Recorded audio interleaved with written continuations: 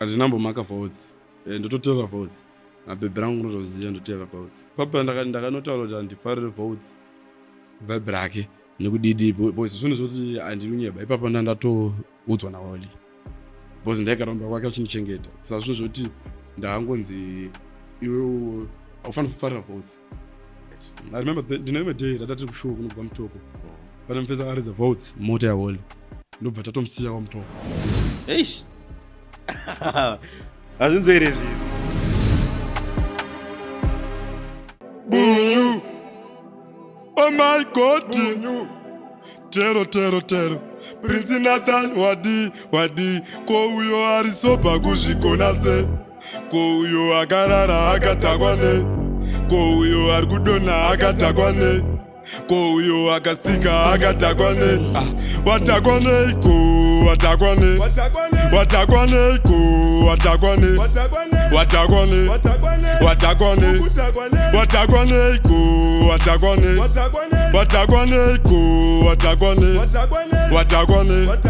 watakwane ini kuya pano ndambobata bunyu andidirira gongazveni yemunyu kutakwa zvekukora voice skunyu kutakwa zvekupera boys sulu uyu atanga manje watakwa manje zvakatakwa manje kutakwa zvakareba toro makanje uri mulevo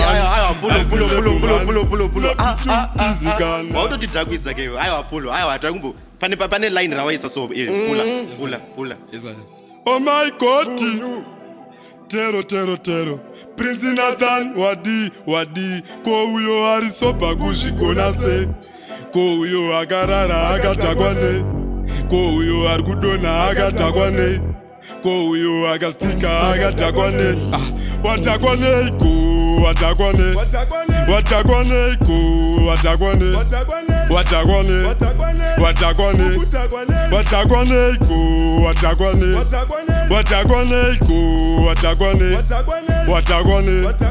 watakwane ini kuya pano ndambobata bunyu andidirira gongazveni yemunyu kutakwa zvekukora voice skunyu kutakwa zvekupera boys sulu uyu atanga manje watakwa manje zvakatakwa manje kutakwa zvakareba toro makanje uri mulevo man harisi lepo man maybe tukizikana mutokwan ndanzwa pari kubhemwa hapo haizimoko man ipapa man usangorararara unozorara kumba man tambokudza kare kuti hauna zera nazvo aiona kupera kwazvo wakudenha kwazvo mazvokuda nyora ndomavanga acho watakwaneiko watakwane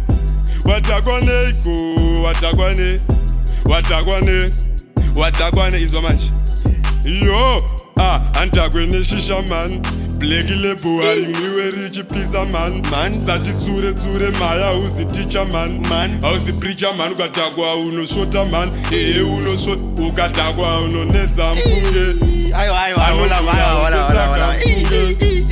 wakutipisa ufunge ini ndakuta sopa saka ndati nsunge Tabo. Hey. How are you, Zimbabwe? It's your man BRUMZ. Today tina Micky Blake wamwe munomuziva nekuti bhema.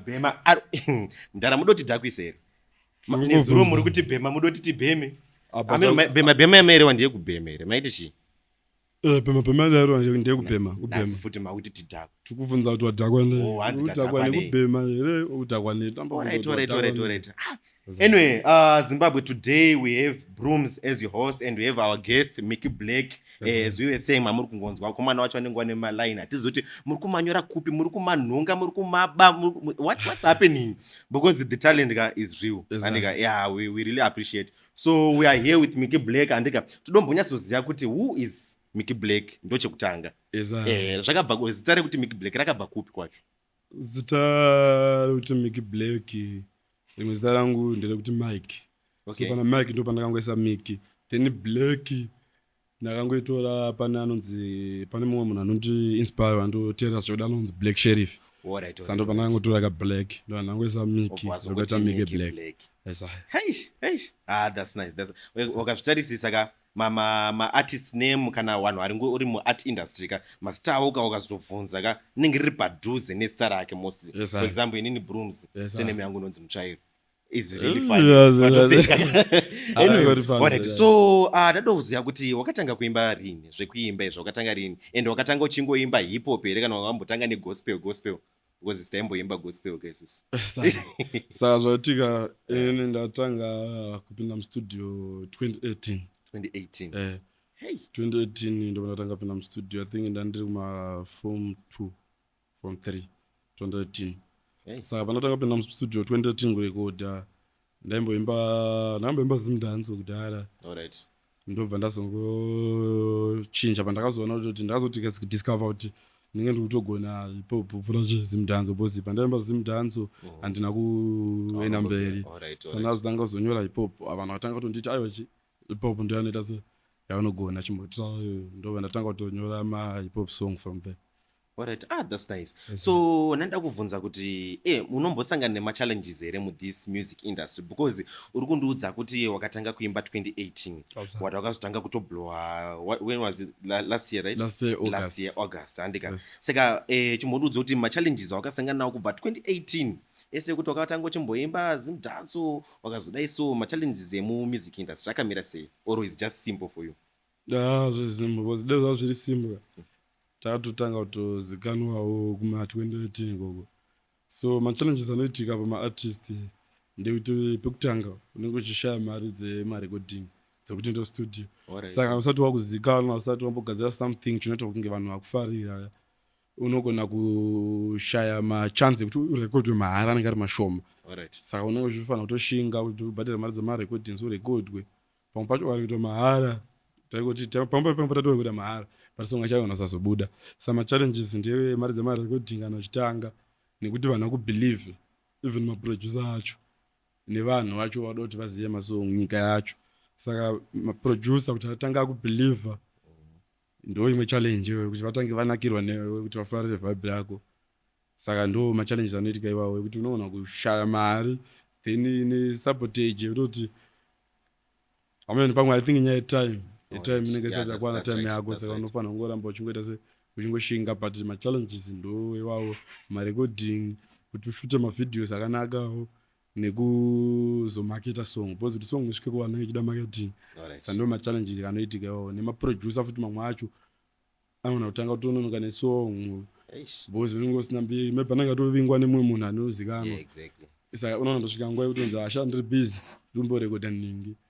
Saka ndo ma-challenges wawo mavideo kuti kwanise kushuta video kuti ukwanise kurekodha song kugood studio kuti uzoita marketing kuti uzobata vanhu ava vanoziva vanopusha masong akaita ngemimi iwe usingazikanwa unoita kutanga kunzi ndikuda na $400 kuti ndimakete song. Saka ndo ma-challenges. Saka ndo pane pakaipa papa. Alright. That's nice. And then other question anandida kuvunza ka how did the feature come out kuti and also kuti wakanyora are you a songwriter iso? Ndi songwriter. Ndatombonyora futi madrama utari. Alright. Tisati tabvunza zvefeature andika dovunza kuti the song Bema ndio wakainyora. Yeah, Bema ndakainyora ndikairekodha. Ndatanga ndairekodha nemumwe mufesi wangu anonzi Jipan. Wakatomboirekodha kudhara? I think it should be 2023. Hey. Ndobva ndazoirekodha futi kune imwe studio kune anonzi Fotronic. Hey. Ndobva ada kuti akubata holi 10 kuti tise holi sezvo malenzi acho aimecha naholi but holi akabata ada 3,000. How much? 3,000 ekolab 3. Saka after papo manje ndatafuta tadza kuimba naye but ndakazoti ndisingachashande nemunhu yawe yakadini undifonera ndaikupa imari imari hanzi inini yangu pa 3,000 ongoni mari iwo. I think we just tasna mari. I think mazoona ndo nekuma $30 chamo. Alright. Papa pesa ndakatanga ndakarekodha kwa Japan ndatanga chena na Japan ndo ndazochena nanzi Fotronic. Ndo angaloti tite collab achita ndilingana na hole ngwa sauti na vana hole vakadada 3,000 kuti isoverse pasonga changa satainzwa then ndobva ndazotanga kusashanda na Fotronic ya ndobva tazoenda isusu tega tazotsvaga anonzi Zimbabwe producer wa hole ndobva tazoenda kustudio kwa hole tega tanda ikoko ndatanobhadhara pane mufesi wangu anonzi Tadiwa Kembo shout out kuna Tadiwa Kembo saka ndiye akazondibhadharira mari recording kuti ndokwanisa kurecord ndiye akazobhadhara 3000 aikore 3000 alright $80 yerecording so ngekusamanyanga sounds so ngetazonerecorda kusamanyanga sounds Kembo ndobhadhara ka 80 recording adaro manje ndobva tazati Zimbabwe producer kuti awangushungudza edu ndodza kuti Hulton apinde pasong apa song exactly then after papo takumubvunza wanzwisa Hulton song here achingotsika nenge aityara kunzwisa holi kana kuti amen kuti zvafamba sei saka ndakazoenda kustudio kechitu kusamanyanga sounds ndada saka na holi saka ndichida noimba imwe song yandada kuimba inonzi Tsano ndichazokurovera malines acho full time kusamanyanga papo ndasatara kuita full time ndo rari first day kusangana na holi tasangana na holi papa ndobva tapinda mustudio ndatati hatisatapinda kuti tirekode Tsano chimboridza bhema isati abuda pasati pana holi ichiri version yandanaimba ndega ndobva yaridzwa na holi wangu atogara saka imi makatoridzira song purposely kama muruziya chinangwa chinhu ipapo ndaitofunga pamwe akambonzwiswa song ndatimbonzwa kuti waimaster svika papi saka yakaridzwa holi tendo pakabva ainzwa ndobva yamustudio hayi masong indiyani kuzimbabwe song wasinonzwisa song kanzi handiuya akaimba ndobva ndisheka roko ndati mawana ndobva sheka Kembo hasta kutosekerera papa toti iwe munangona tase kutoisa verse ndobva titi song ndaifarira zvinoita here ndimotira kuisa verse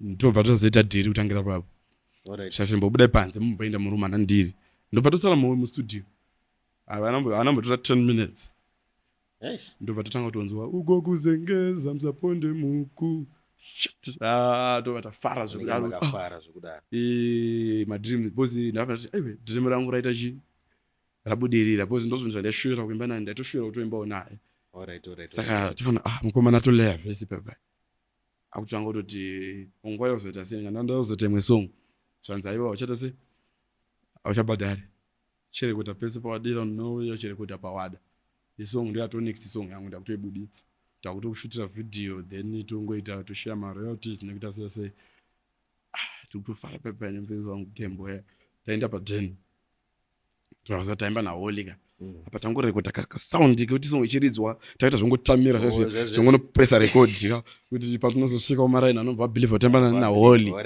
shit tungokanzwa kakedu kakaima nyaya pakuti song ichabuda here ndobva tatiti mboenda studio kakuya panga pane mufesa anonzi Roland manager holi tasvika pagate tasina kuti kuya holi anga ndinouya paunoda chirekodi ndatasvika pagate papa ndobva tafona zvanzi hausikupinda ndiananga kuti manager holi anzi Roland zvanzi hausikupinda kazi mamune magrudge vanzi hausikupinda mutanga watiudza plus amungouya pana zvekuti munongouya kustudio hauchapindi gate asitopinda zvozvidzokera henyu mozotanga matibvunza mascandals esaya kuti song tizoireceive isusu mafans then papa ndo taenda kumba Kembo ya ndiari chirungobhadhara main drive nana send ndabhadhara main drive achita zvese asvimba paya mukomana apanga munhu uzotanga wafonera ngati aiwa iwe kaimba song nezo patokwedu atsvaka in drive taenda papa takumira pakete shit yapipe futi musoro inobuda song ndikaimba na holi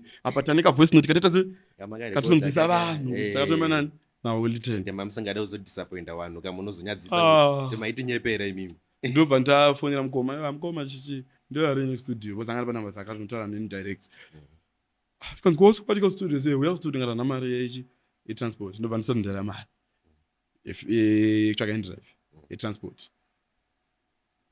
ndakutoganza ka kuti waona kuti asenda mari ndianeri mukudzive modheka chitsama ndiasenda mari ka takutoganzwa maraini ona yasendwa tatosendwa na holi unzoya kuno tata chibelieve kuti holi atotiti uya tisendera mari tatoenda papaya ndobva tonditi iwe ndakushedzera kuti tironge zvesong endela kuti ushande uri kusamanyanga sounds ndakupa pekugara ndobva tondipa pekugara papa kustudio kwakuya ndandotanga kutogara ipapo song ndobva yatobuda song yabuda ndobva yaita hit song ndotanga kuti tinoperforma nayo kumasong kumashows ndanotanga kundoperforma nayo mashows ndichitointroducwa then ndobva tisati tabudisa imwe song atabudisa because olati akakupa feature uchishanda naye aizotsvaga mumwe artist wekuti uita se uimbe naye ndobva tontsvagera collab na asi ndvanhu akawanda ana Saintfloew ana Max asendela na Kevin Mangena ndobva tofara song unonzi Mambure. Saka tapa Mambure papo unonzi Mambure. Oli ndo pakapanda kujosa baba. Ndobata bata separate. Pakuti yakazonda kujosa. Ndobatanga kugara kujosa baba pa Mzimbabwe. Saka tapa ipapo ndo patakabva zobudisa song unonzi Mambure ndandega. Ndambudisa because ndiyakatontsvaga collaboration ndobata ndokubatsirawo kuti kupusha uchingopusha ndakujosa. Saka achipusha mawekisi uchi otiko. Alright. Song takazobuda yakabuda but pane process hombe. But song ndakati kuti akatanga kari pa drone kazero H3 ndo patakazoenzwa. ndo paka makazoenzwa. Hey, that was a long journey, a long struggle chai. And then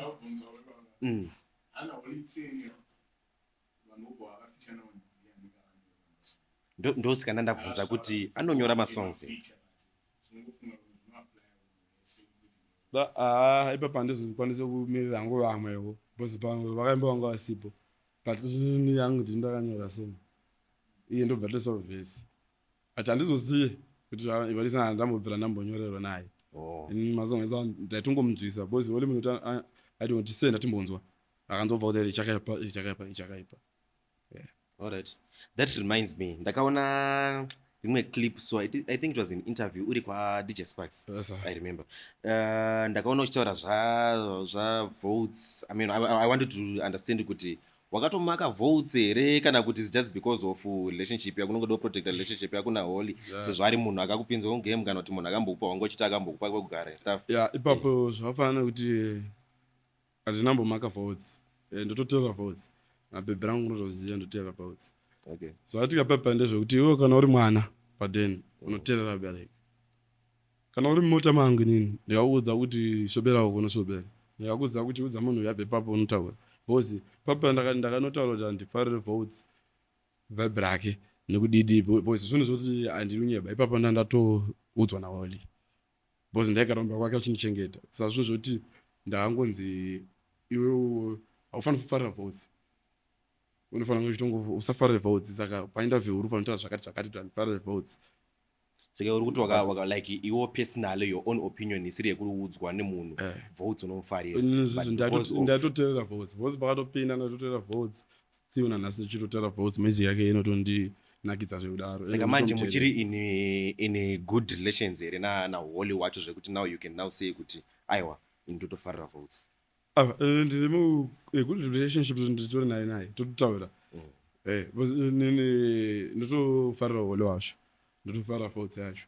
Voltz wacho ndotomutenda tototeerera Voltz. Handinamaka Voltz handina beef naye kana tichishaya kuna JT.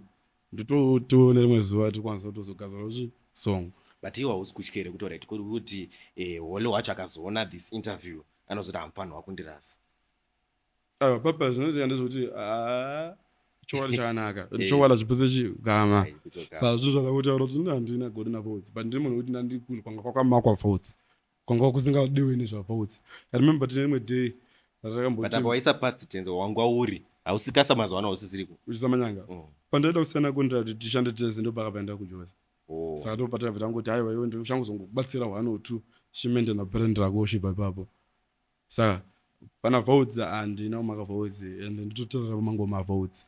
Ende nditoni chishuviro chekuti tozogadzirawo chunhu naVoltz. I think chinotoita chinhu chihombe sezvakangoitika bhema. Alright. I remember ndine rimwe day ratati kushuwa kunonzi Mutoko. Pane mufesa akaridza Voltz mota yaHolly. Ndobva tatomusiya kwaMutoko. Eish.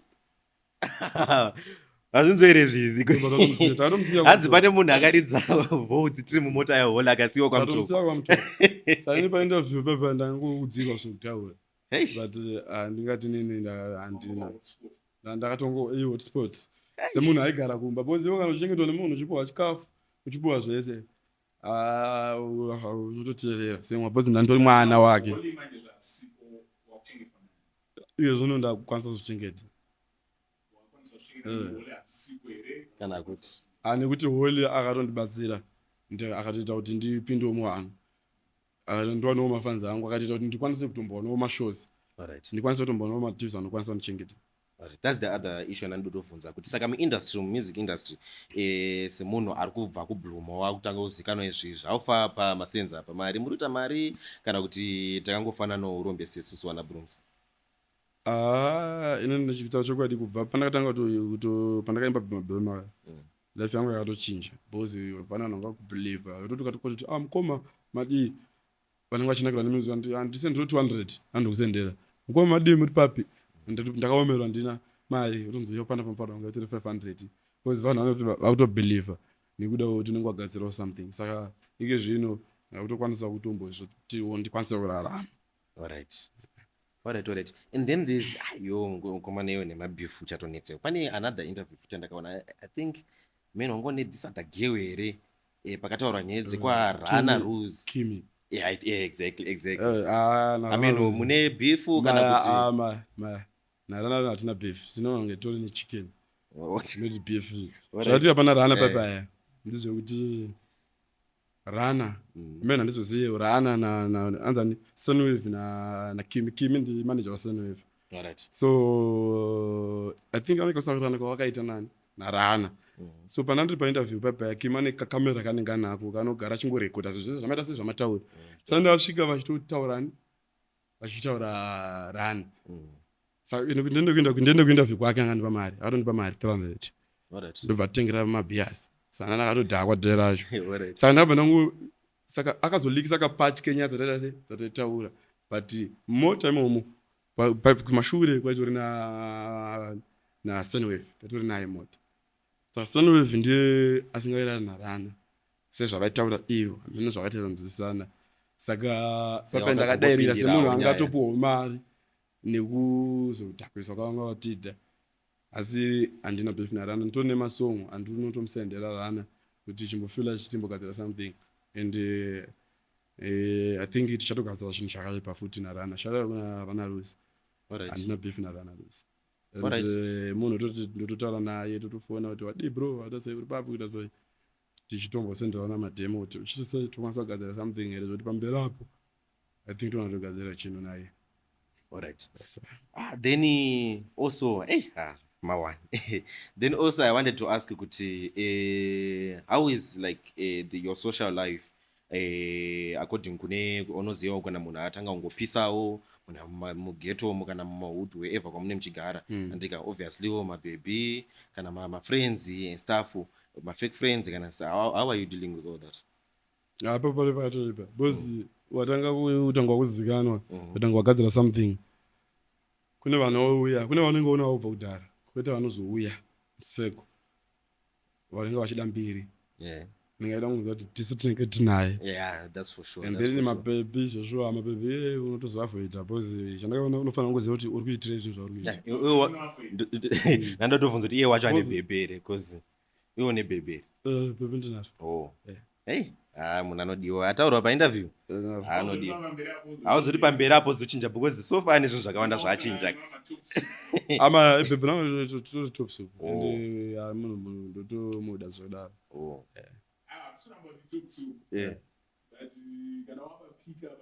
because izvi zvaari paanother level ka achazvisvika pane imwe level ozosvika futi pane imwe level saka you never know zvinhu zvinosanganika muindustry you never know ndozvandotonamatira kuti tisazochinje because munhu womuti zvinamatira kuti tisazochinje then tiri papo futi zvisazisatane mota alright saka kuti ubude manje apane pakaipa saka kuti ukusangana nevanhu papaya ndoshandisa mindrive adhure andodhura but ndo especially kutozamazama kuti tikwanise kuita sei kuti zviite because ukabuda ndiye Micky Black ndiye mabhema chichi samba pacho tozombobuda manheru because pampacho endrive inozodhura kuti kwanise kufamba because papane panozoramba uchishandisa maendrive kuenda mashopu dai samba pacho tozongobuda manheru toita marounds pampacho vakomana vanenge varipo vatogara navo nanonzi Lorenzi nanonzi Kembo ndo anombomhanya vachidai nekudai kuti tisazonyanya kubudikira because ukazongobudikira kuti pampacho unozopedzisira usina chifliw. Alright. Pane zvandakanganawo kuvhunza ndakutozvifunga izvizvi patati kutaura nyaya the story of Bema manje ndakanganawo kuvhunza kuti storyline yacho pane storyline yesong here waitira kurewei and the message yesong directly. Zvakaitira pasong ndakasangasa zvakawanda. Ndakambobhema kudhara. Saka ndabhema papa pane munhu ainditsura kuti uri kubhema zvinokuuraya ndikuona rufu pamberi pako kasi mabhemero ari kuita handei kufa. Saka munhu ainditsura iye zvekubhema anga akableacha. Saka akanditi iwewe uri kubhema zvikubatsira ngati ndinondimeditate ndinokwanisa kuzomboimba. Saka ndabva ndamuimbira freestyle ndobva nditi iwewe unenge utori holy 10 unotorova ende wakaipa zvekudaro. Saka song itori based on saka song izvo zvakaitika munhu ainditsura uyu zvekubhema anga akableacha. Saka ndoo ndakazoti wanga uchinditsura hangu zvekuita zvekubhema uchichirinane kubhema kana kubleacha. Saka ndoo ndakazondopavha mamalines ekuti bhema vaiona rufu munhu aiona kufa kwangu nenda kwekubhema. Ndobva ndamuimbira ndobva anakirwa ndobva ndazomudza kuti iwe wakableacha ena mari. Saka ita sort of a diss song. Yaizori diss song. Then neimwe bhebhe rimwe randaimbodana naro rainzi Abigail randiramba I think one month before sadabudisa bhema achiti hayi unochengeta nei zvako zvemusic hazvisimboenda mberi pasina kumbozikanwa pana anombokuziya handiti enda kubasa siyana nezvemusic anoshanda because kubva rino chingoti zvichaita ndobva ndiramba ndiye pane mamwe malines ekuti kana usina mari unombodiwa naniko ikangobatika wakudiwa napi naniko. Saka abhiyoya manje akazenga ndiramba but akazenga kutozodzoka after bhema akanzi Micky Black nyati ndikuziye was kind of dangerous. Azodzoka manje because zvinhu zvaakuchiita manje but angatobva ndoramba hami zvinoita Mwari month before ndo zvatotanga. Ndane bhebhe rangu hauchatombomufungi kana anything. Ndakatomimba papa but ane chidhindo ende akatorwadziwa because atori pahit song ende aziva ndiri akaimba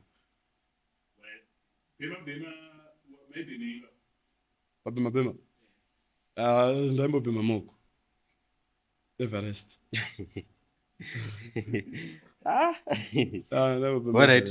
Alright. Saka iwo sezvo utaura kuti this song was tongoti based on a true story. It's a true story. Alright. Saka iwo utaura kuti hauna mates here.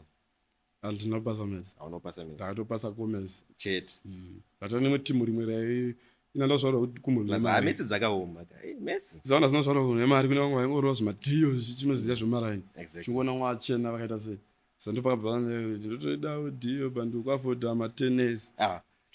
What I think we should do kune vamwe vanhu vanogona kunge vasati vamboenzwa songa dombotomboti pakadembi chana vanhu vanzwisise zvatiri kutaura pathis song kuti tiri kutira kutaura kuti chii because wataura kuti this was based on a true story andika umwe munhu anogona kunge achitoona this interview andikashaya kuti song iyi andika maybe vanogona kunge vachidozotsvagawo inonzi chii on YouTube. Bhema Micky Black featuring Holy 10. Alright. Saka dombotomboti pakasembo mbichana chete timbonyatsofila the depth. Let's go. Oh my God. Vaiona rufu inzwa bhema life ikuda mates apa ndakapasa comments tikudhakwa nemanyati but ndotodawo tiyo bandiri kwafota matennis takobvisa stress auzopedze zvinonetsa bhema vaiona rufu ndakavachovera vakanditi muku vakanditi samanyanga unenge tuku hazvibatsire kubleacha wetarombe tsvuku bhema vaiona rufu ndakavachovera vakanditi muku vakanditi samanyanga unenge tuku hazvibatsire kubleacha wetarombe tsvuku remember makatikuka makatidhama zviri patauni esi makadzidza but mara zvagwene gauni adveni mutauni takakula tauni kunyangwa zviri tanu wangu Mwari variko ndakuda kuti ndipita ndanzwa nekuti ndipo kana usina mari unombodiwa naniko ikangobatika wakudiwa napi naniko gonyera uripo Mwari vachapikako bhema vaiona rufu ndakavachovera vakanditi muku vakanditi samanyanga hazvibatsire kubleacha wetarombe tsvuku bhema vaiona rufu ndakavachovera pane pawakaimba zvehenesi wakati chii tiri kudhakwa nemanyati but ndotoidawo henesi zvaitika pepa azvinyebera zvaitika pepa ndisati ndaitorwa manyati ndasina mari yekutenga henesi azvinyebera henasi ndakaimba because ndaingozochidhura henesi mari because 70 ndasati ndatomboimwa zvifeya chezvo ndasina ndatomboimwa henesi ndatomwa manyati pafeature yako munhu unofana kugona mapatsese kuti chi unofana kugona kupefoma everybody everybody batira only thing unogone to listen ndongoiro wako to boy ndizvo zveshe asahande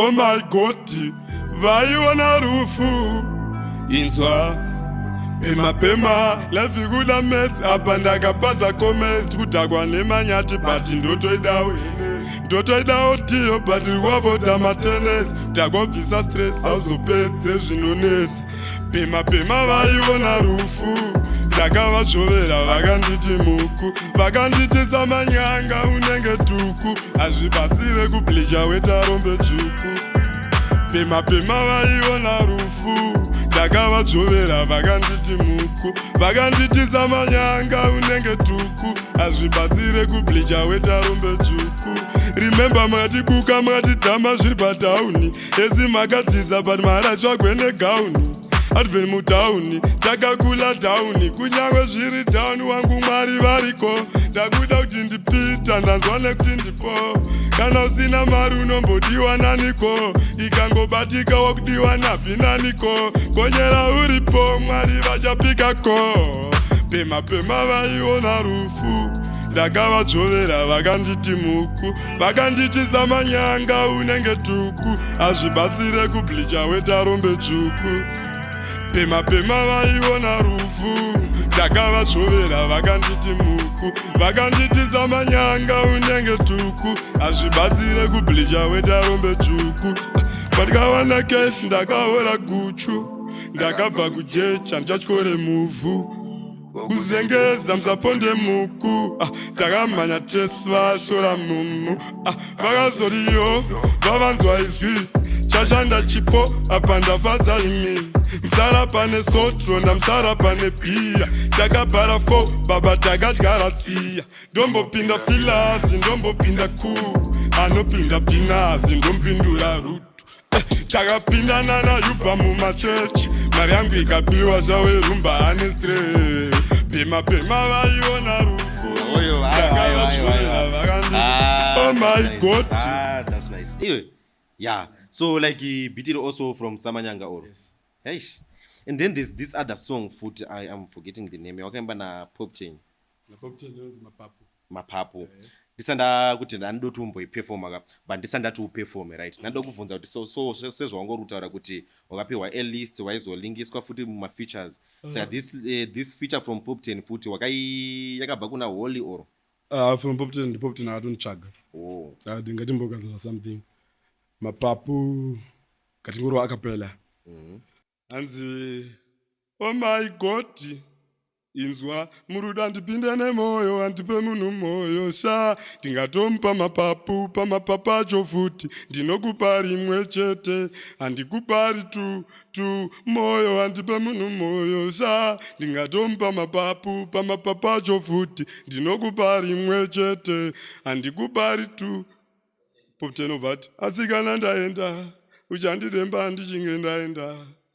aumbova nemumwe anokuda sezvandoita ndibate panya zati ndafunga kuye oh my God moyo gara newako ndogara newangu tiri parinopera ndoenda newangu moyo wangu siya zvemujolopomba ropa uzatevedzere vanhu vari kunyepa ndanza nekujutwa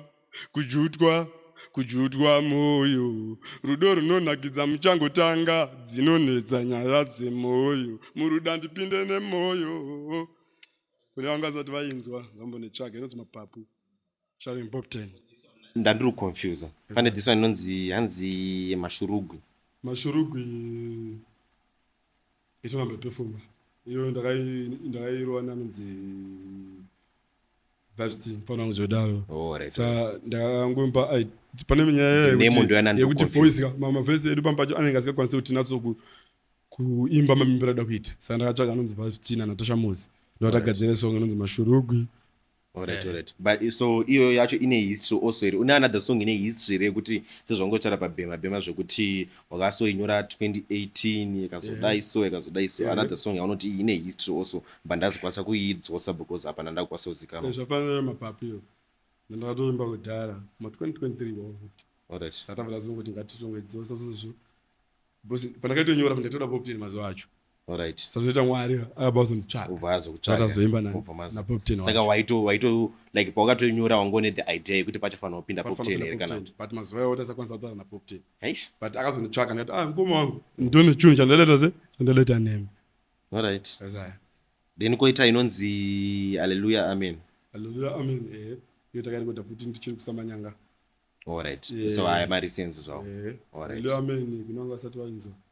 Kati ngoisa chakapela futi. Alright, no problem. Hanzi kubatanidza 1 izvoita 2 wananipinde mulevhu maybe pamwe 2 mazuva anoya kunedza kuwana lavhu iri true kwaiwanatenda Mwari muchinji kwamutatu takwazepta zviripo nawadhezi ndoti ku ndaimbodemba kukura nau ndakudemba kusku taida vaende nemuchato vakazotizira sisiru ndigaita mari davo vakasidheni ndobva ndaisapu monazi ndiri kuda pekoni pateni ndiri kuda ekoni ndinekalavhika ndikuda ameni ndinekalavhika ndikuda haleluya ameni monazi ndiri kuda pekoni pateni ndiri kuda ekoni ndinekalavhika ndikuda ameni ndinekalavhika ndikuda haleluya ameni maya ndife ndiri rufa ndichaipaka rufa. Okay. Ndanga zati vainzwa Vocals. inonzi Nice. Micky Black Hallelujah Amen iripo pama social media sites ese. Alright. Ndisina Discord. Someone atanga kuimba kare. Zvapano chikoro mwana ita 6 years achenda chikoro hande. Ozona basa. I think it's actually 6 years. Tichona chikoro cheminzi tichidzidza ndofana kudeliver vocals zvakadai so ndofana kuimba so ndofana kudai so. Kuchikoro wakagumira papio. Chikoro ndagumira form 4. Ndopara blatozitiza. Pamatozisiye.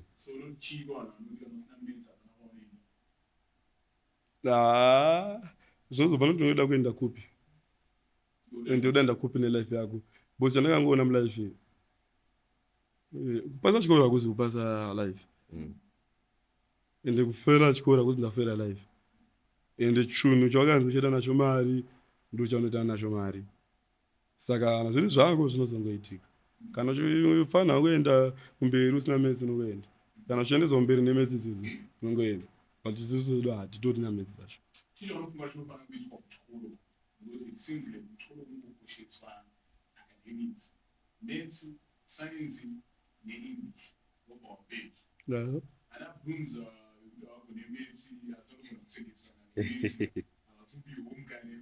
Kupiwa ungani. Yeah, ipapo I think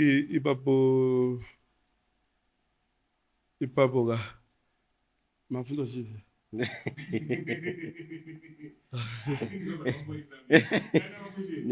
Hanzi chii chaunofunga kuti chinofanira kuitwa kuchikoro? Chipanga chikoro I think unowana nematalents. Because kuchikoro unowana anenge achiimba, vamwe vachiita madrama, vamwe vachitamba bhora. I think ari kugona kuimba musapotei nyanya kwabereki because vamwe vanozaramba vabereki kuti aiwa mero zvechikoro zvotinogona bhora zvina basa nazvo ita zvechikoro zvotinogona kuimba zvina basa kozoita vamwe vanounderstanda vanotokubatsira mucareer yako izvozvo zvauda kuita saka zvinozongosiyana kuti kumba kwenyu kunodiwei. But you, when it comes to you waisupport wherever kwaungori whether with your parents or your guidance waigara navo. I'm a big fan now. Ndo big fan now. Ndo vanhu vakatondisupporta zvedaro Shout out to them. vachitoteerera music yangu. That's nice. And That's nice. ndo masupporta yangu ekutanga and vakatongozvibelievha kubva kudhaya. Alright. Micky Black dombotomboti pa top 5 yako yema hip hop artist yemuno muZimbabwe. Yaunoti iyi ndo yangu ishi. Totangira kana pa number 5 tichienda ku number 1. Mapopa artist Andizoziyezve. anosvika but I think But aunoti your top 5 vanozozikana zvekudaro vanoita shoma. kandotangira ku 1. Katangire ku 1. Mutichiti uyu number 1. Yaunoti top 5 yako kuti aiwa inini personally inini ndinoti panotanga nhingi pachiteera nhingi alright mutop 5 mangu ndozvanandotombotaurawo izvozvo saka ngatimbobvisa wori ngatibvisewo mutop 5 yangu kuipop zvezvezvi ndichataura kuti number 1 ndiani kuti ndingotora list yevanhu alright ndinoti mostly ndianotanga ndianenge atori mupfungwa pekutanga my pop artist so far what shout out now playing for Rana Rose Voltz JT Micky Black okay then pane uyo mbebe anonzi Natasha Moss ndo ndatipa nimwe superstar angu una bhaga ndombosa top 3 kuona nandotokuvhunza kuti kuimba kwako kwakada like your vocal hapana vanhu vanombokuudza wakada kufanana na atondiinspire right and shauna bhaga tine song atiri kugadzira nayo inonzi plan B alright shauna bhaga that's nice inspired kuna vamwe vanhu vekuti even wakatry inspiration from someone kana kuti wane munhu anoinspire wakuzobvunzwa kana wachinge wapa certain level wanotanga kuramba bhaga nditomuteerera zvedavo ende nditonakirwa nemusi yake atori momomo saka Voltz JT bhaga playing for Rana Rose naMicky Black alright sani kuna Saintfloew atori bocho dalandorova kuhip-hop ndo vanhu vacho futi alright okay so where do you see yourself in the next 5 years sezvo pauri izvizvi paumboti wakumbokwanisa kurarama where do you see yourself in the next 5 years unofunga kuti maybe so far une album here andisati nane album ndikutombogadzira EP radadropa this year alright saka in the next 5 years unofunga kuti unenge wapapi sezvo wati izvizvi hausati wane moto unofunga kuti unenge wane mota dzinganiwo unofunga kuti unenge wano dheni rako here unenge wapapi unenge uchino musikana wako futi wangotaura kuti unai izvizvi here kana unenge wamuvhawo nezvazvitaurwa naZiko ipapo zvatombosisawo naMwari zvemusikana choice yangu ine ndiye ndichiri naye alright ndomuda and then panyaya kangana yekuti unofunga kuti unenge wachinja life zvakamira sei unenge wane moto I think in the next 5 years I think Mwari akatikomborera mapanzi akatisapota mapromota akatipa mari I think toitawo pamwe panhu because toro nechiro chazobvirawo studio rakaipa kusimudzirawo mamwe maartist sezvatakangoitwawo nekutoita motawo saka toti 1 day or 3 imba chichi I think 2030 alright tinenge tatosef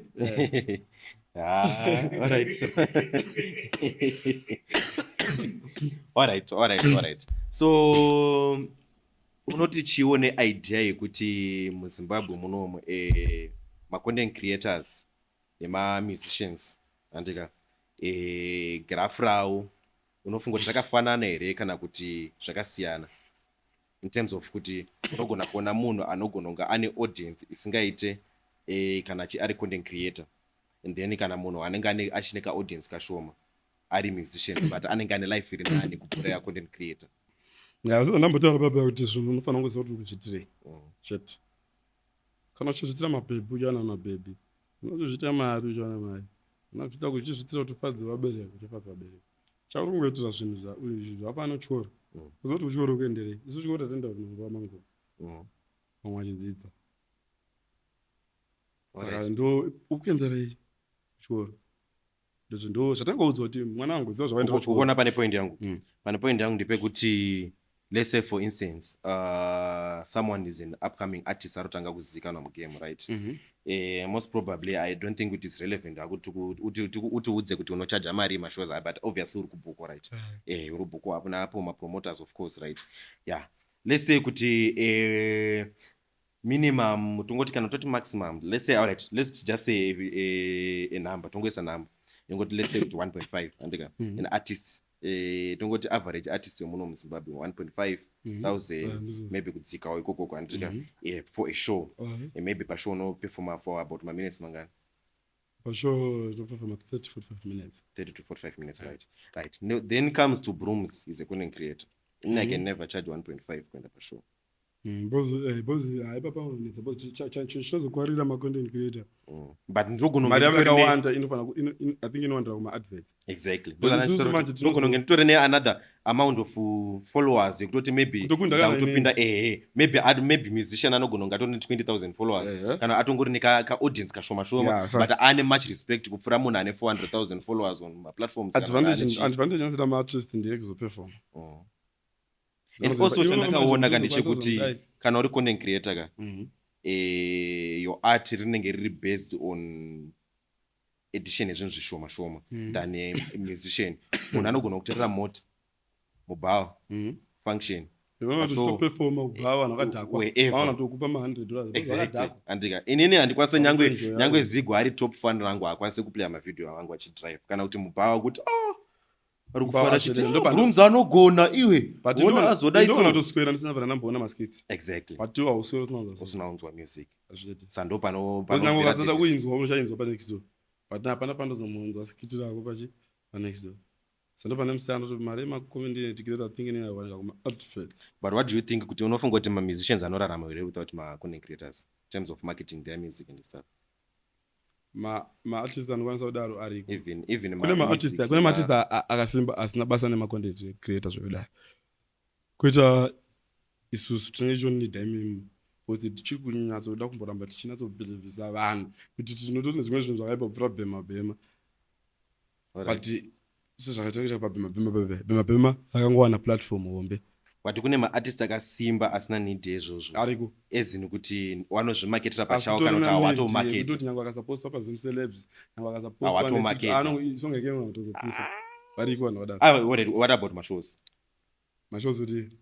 kuti let's say kuti marketing mashows kuti let's say kuti as big as that artist is and I think my shows about the market my shows I think about even music but song because do you know kuti pane maningirini ma scenarios akawanda ekuti a big artist anogona kubuditsa song yotadza kuwana that marketing sasa zvinozoita manje marketing yenyu yakazokosha because mukutochi market chasa nichise chase market sasa chine kumwe kwachinozosvika nekuda kwe marketing iyo. Alright. That's okay. I mean, Zigo, pane zvimwe.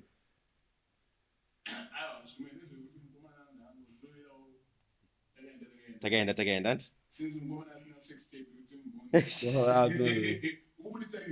Uri budisa ndo zana ndotobvunza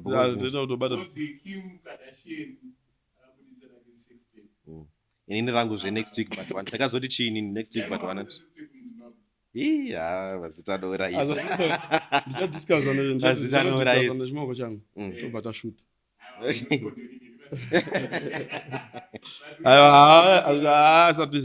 but hazviwedzere relevance yemunhu here zvema-sextape because some of the times zvinekuuraya branding because some of the times especially pana ndokutaura kashoma kekuti do you know kuti tiri kwamutare pane imwe music yatinozotonza kuti song inorira tato kunuku andika saka ukaona dzimwe nyaya dzinosvika uko zvafanira kuti pakabuda kana ma-sextape andika relevance yevanhu vamwe vanhu tinozotoona kuti kutotaurwa zvekudaro kana titori uku kuti munhu tatatomukangana but atone that relevance nenyaya yekuti akavhura hombe saka meno unofunga kuti uchatibuditsirawo sextape here kana kubuditsira solo tape uchatibuditsira inonzi chi solo tape ndine song andakabva kubuditsa inonzi neniwo zombo hausidomboti pakasembo iri pere ifange iriko I think zvese zvakarongeka anti then sandaenda I have song yandaida kurekoda yaidiwa nana holi kudai nemabema inonzi tsana kandizoirova futi inonzi tsana pane bhiti kanzi haso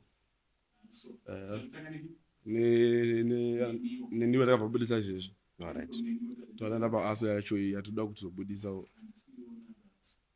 remember achitsvaga tatoda kuziva kuti like after neniwo tisahasiro neniwo saka your work inobatika pa your social media platforms like Facebook unokwanisa kutiudza here kuti unobatika papi Instagram Facebook YouTube pese is Micky Black isina Micky kana it's MICKY Micky Black pese pa TikTok Spotify pa social media sites yes. Alright chimbotipewo ambotipa mbichana mukomana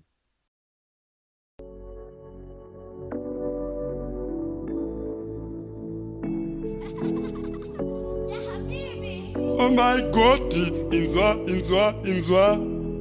pakashoreka munosimudzira ndinzwe iwo ndadevedzera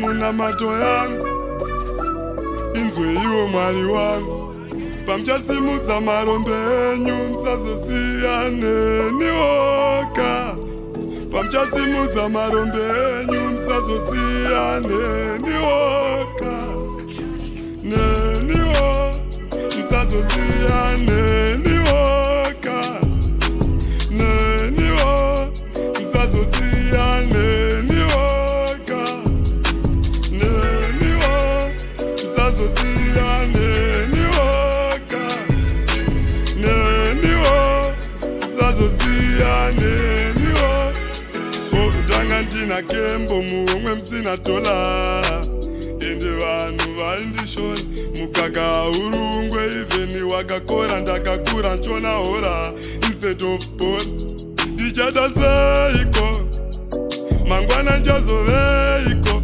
pachatakwa vamwe ndichazomweiko ndikarora mhuri yacho ndoipeiko maya ndizibo ndiri nane shamwari ndoita bose mumwe musina mari pageto pari kupisa gori rese sama mawani akatanga pandikabata samazi pema neniwo musazosiya neniwoka neniwo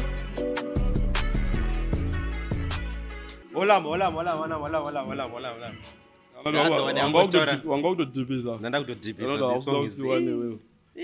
the song is so touching. Eish. What the other one ungoshora inonzi chi? Inonzi Tsano. Oh my God. Yo. Tsano. Yo. Bombo. Inzwa. Sha. No handizi kupapa. Tsano muri veduzve batai nepapa. Batai supa vuremo pamasipa vamwe vari sei isu kwedu vakasimba makadiko tsano muzazvimbe tsano hanzvadzi yagara inotodyiwa tsano igaro ziva tsano hapana yakanyanya pavepo ingano ingano makadiko tsano muzazvimbe tsano hanzvadzi yagara inotodyiwa tsano igaro ziva tsano hapana yakanyanya pavepo ingano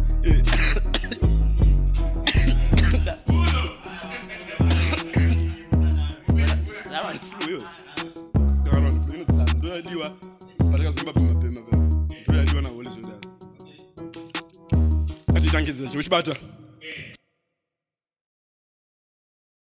yo oh my God shaona ziko bombo inzwa no handizi kupapa tsano muri veduzve batai nepapa batai supa vuremo pamasipa vamwe vari sei isu kwedu vakasimba makadiwo tsano muzazvimbe tsano hanzvadzi yagara inotodyiwa tsano igaro ziva tsano hapana yakanyanya pavepo ingano ingano makadi henyu imi nababa venyu magara pasofa henyu matu zvenyu mone satezvaranda mona mukwasha wenyu ndini mukwasha wenyu oisando torai pondo motenga kasolebo kana kuti pondo tenga kasolebo kana kuti gondo papondo yoyo motengera nzvadzi koko aya ndizimboko makadiwo tsano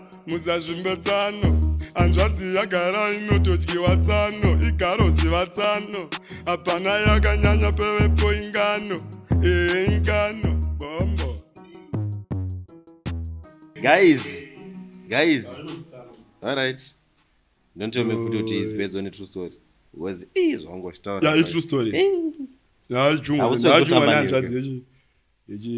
chimoko chanabirana nacho asana murodi sandoara simoda musazvimbedzano ndodzi yagara inodyiwa tsano unozvaunokwanisa kungoudzawo here vanhu vachiroda kutira kusimukira vadotira vari padzasi pako vatira kusvikawo palevhel ravayo izvi zvongo maword of advice zvaunokwanisa kuvaudzawo zvanokwanisa kungoudza vari kutraya kusimuka vadoenda kumbesi zvatirungoitawo chinodiwa kungozvitrasta kuita zvinobuda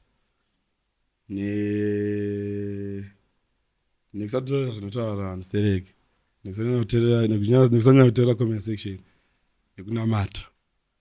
I think that's what zvinoita about waramba uri focus zvinhu zvauda kuita chingozviudza kuti zvinobuda tinoisawo maprayer nekuita sei nekumbotsvagawo vamwe vanoona kuti ndikabata uyu zvonanga mberi. I think ndo zvandikwanisa kungotaura. I think ndo zvatakangoitawo ndo zvachiri kutoitawo. Alright. Ndakangana kubvunza kuti smart makaritora kupi kweri ndaona makachena zvekudaro. Smart itongori suit yamanager wangu ndakwanzwa masuit. Mango kweri disclosure na state. Ndatongopiwa nemafesi edu. Anzvimbo suit. Basi mazano futi tichenda kuchechi kaza tombota chimbo futi masuit. Alright. Muri kuita muchienda mamusina kuenda. Ndakakura chipinda postori kaza azingita kunyara manje kuenda masuit. Azingita kurambira namtembero. Koma maguramba nema ndashavirana ipo. Plus I think plus amen. Kuti unenge watounyara yakitanga unoona kunge zvisizvo. But unonyara seni kwandi ndokwaengoenda kubva uri mufana. Takazozva men yakuzochinja kana kuti cloud inonzi chi ora farming ndizvo. Yakuzochinja kaza takuda kurawa masutu tichenda takachena chena. Maudomboendawo makadina muchade kurowa ma. Alright. That's nice. So mangozvinzwira from Micky Black. Amenoti pane imwe yaudombotipere tisatapedze. Pane song inonzi zverudo. I think ivo. Kumana wacho anenge wakaload. Ndo tuma song adabudisa tsano. Inonzi zverudo. Izvo zvitumbotira mupusha chini.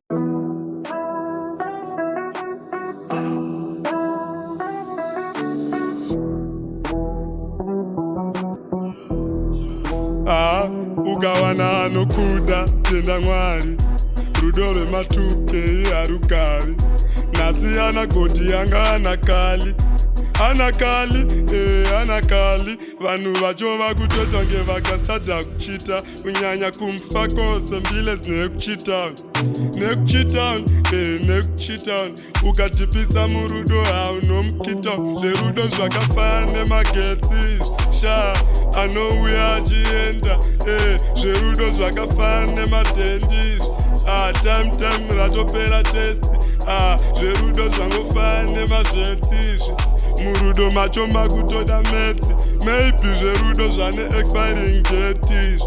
Pamwe ndini ndisingacheke madetsi. Ipapo tibhire ndakambotyawo noku sandinakire. Ini handinzwe nditorinire. Kana moko rakanaka urikurivikirei. Hakuna pepi rakanaka rinonzi Miriam. Nekuda kwekushaya tanzwa nekurambwa DM. Beta kunyarara usatara zvasingazive. Kana usina mari hakuna chinonzi weekend.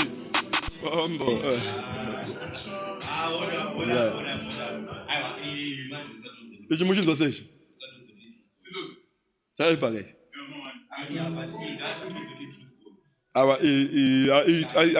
izvi ndezverudo zvokutongoitikawo chimboteerera malines zvevamwe undochiona zvimwe ibate zigo timbochingochangidze ndo chimwe chemasongo adabudisa zvemanyowani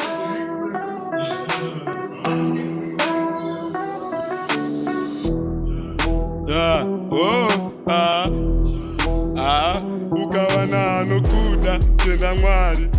Rudo rwematuke harukari. Nasi anagoti yanga anakali. Vanhu vacho vakutotange vakastada kuchita. Kunyanya kumfa kose mbile nekuchita. Ukatipisa murudo haunomukita. Zverudo zvakafana nemagetsi. Anouya achienda. Zverudo zvakafana nematendi. Time ratopera test. Zverudo zvakafana nemazvetsi. Murudo macho makutoda metsi. Maybe zverudo zvane expiring date. Pamwe ndini ndisingacheke madetsi. Ipapo tibhire ndakambotyawo noku sandinakire. Ini handinzwe nditorinire. kana moko rakanaka urikurivikirei hakuna bhebhi rakanaka rinonzi Miriam nekuda kwekushaya tanzwa nekurambwa DM beta kunyarara usataura zvasingazive kana usina mari hakuna chinonzi wike zverudo zvakafana nemagetsi izvi anouya achienda. Oh my god. Inini aiwa yangu handisikuifarira songo. Musikana wangu anonzi Miriam Sadar. Aiwa musikana wangu anonzi Miriam. Wamborona nebhebhi rakanaka rinonzi Miriam. Musikana wangu imboma keyo. Wamusana naye Miriam. Achinonzi Miriam. Wambona akanaka achinonzi Miriam. Ndofarira songo. Mambo mone. Ndofarira songo iri kudhiswa musikana wangu sha. Akanaka. Amusati. Aiwa ndisandamboya nebhebhi rangu. Bhebhi rako rinonzi Miriam. Zvani? Musadar. Akanaka ere? Aiwa.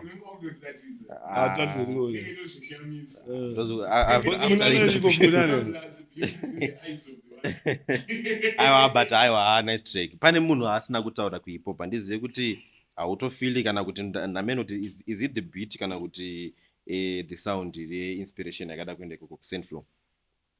Saintfloew ndomufarira zvoda but unomisa pa 25. Angasiri mufungo nguva yacho angoita munyama angozongojambwa nekombiyuta andorova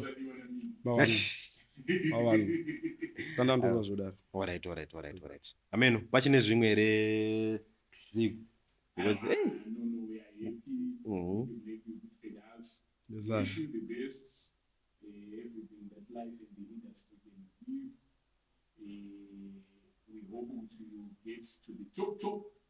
chaiko nemota parangoramba tichingopusha plus mota amukomana chama amakombe handichapinda.